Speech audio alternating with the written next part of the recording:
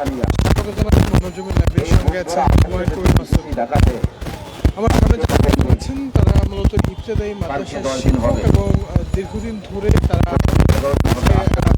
বলছেন যে 10 দিনের ধরে তারা এই রাজনীতি করছেন এবং তারা যেটা বলছেন যে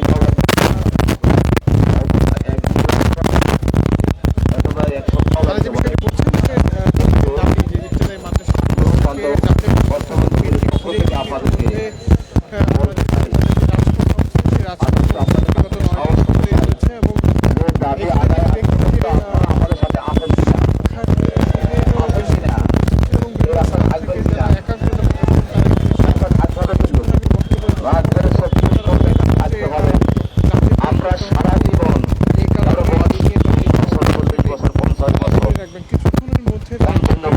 যাতে আমার বাবাজিরা কিন্তু আমরা কিন্তু আমাদের বড়রা পাই নাই, কষ্ট করে আসছি।